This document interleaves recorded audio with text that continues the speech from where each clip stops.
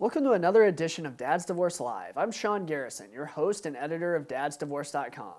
Today we are joined by Christian Paasch, who is the chair of the National Parents Organization of Virginia. Christian recently wrote an op-ed column that appeared in several newspapers throughout the state about the changing manner in which dads are being depicted in advertisements. How are you doing today, Christian? Doing well, Sean. How are you? Doing great, thank you. To start with, can you tell us about this, what you kind of explored in your op-ed as far as the evolving manner in which fathers are portrayed in advertisements? Can you just sort of summarize, I guess, the way that depiction is changing, and specifically how certain brands are starting to show fathers, in a more caring, nurturing role? Yeah, absolutely. Well, I think the first point to mention is that op-ed appeared in nearly 10 newspapers statewide.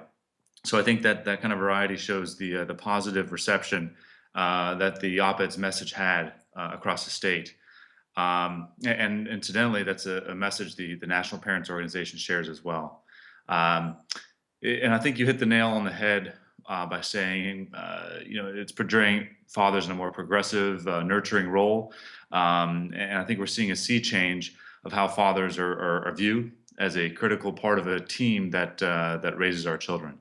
Um, we've all more or less grown up with images of Homer Simpson, Al Bundy, more recently Peter Griffin, a Family Guy, and really those images are becoming more and more less and less relevant. Um, they're more yesterday's punchline, and they're certainly completely out of touch. Um, Companies like Dove, Nissan, and Toyota, which I called out in my op-ed, are really at the leading edge of this sea change. Um, their ad campaigns are actually validated by multiple studies. As recently as last year, from the Association of Family and Conciliation Courts, the Journal of Epidemiology and Community Health, et cetera. And all of them point to the fact that children fare significantly better with both parents in their lives, rather than just one parent in a single parenting type of situation. Um, at the end of the day, the MPO knows this. Dove, Nissan, and Toyota know it. And actually, there are about 20 states right now that are considering that kind of shared parenting legislation that would benefit children more so than a single parenting arrangement. Sure, and you touched on it there, but can you elaborate, I guess, on the significance of changing this depiction of fathers in popular culture? Why does it matter that they're being shown as, more capable parents as opposed to the Homer Simpson, Peter Griffin doofus type?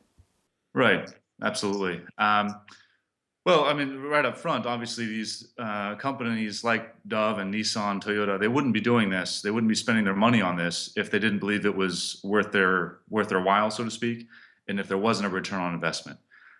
So that in and of itself shows that these companies have done some research there and the changing role of messaging. But the significance of more companies portraying dads in a positive light or nurturing role, as you said earlier, is that it shows how our society is progressing towards a place that'll benefit children. I guess the power of these messages really lies in their emphasis on both genders being stronger together and as a whole than apart. And that's something that I know we at the MPO take very seriously. And I think the fact that these companies are producing ads like this shows that they also believe that we can actually accomplish more together in collaborating than working apart and against each other. Absolutely. And you've also been appointed by the governor to serve on Virginia's Child Support Guidelines Review Panel.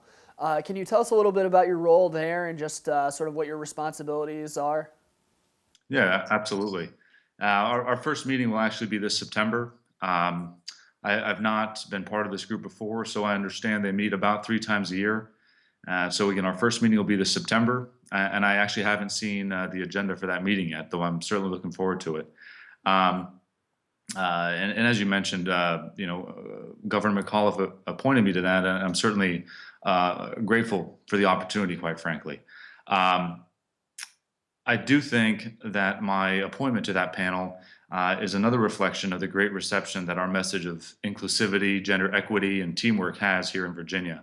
Quite quite frankly, I think people are getting tired of the kind of the vitriolic arguments that have really marked this landscape for decades now, if not longer. So I think it's a great reflection of the reception of that message. And it's also a reflection of the growing relationship that we here in Virginia have built with the Department of Child Support Enforcement in Richmond. Specifically, Craig Bersham and I have spoken several times. He actually drove up from Richmond all the way up to Alexandria, where I live, for a 1 hour meeting with me. He brought up one of his folks, and he came up just for that meeting.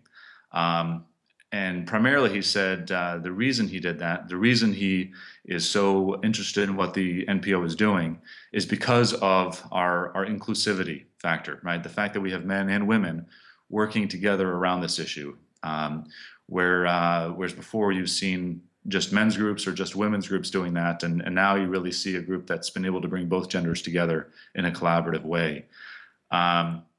We certainly believe in transparent yet respectful communication on these issues. So as far as my work with the child support panel, it's no secret that Virginia's child support guidelines, they need to be brought into the 21st century to start to reflect the very real and very modern family dynamics that we will continue to see, not just in Virginia, but certainly across the country.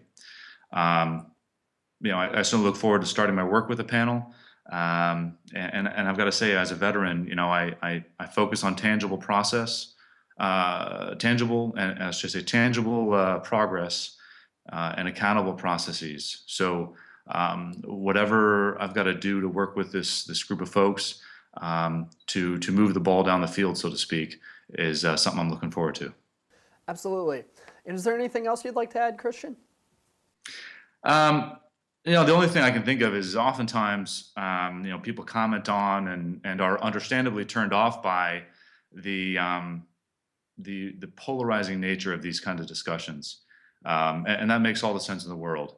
I was in that same boat almost 10 years ago now, and not until I came into the NPO and other similar groups, but the NPO first and foremost.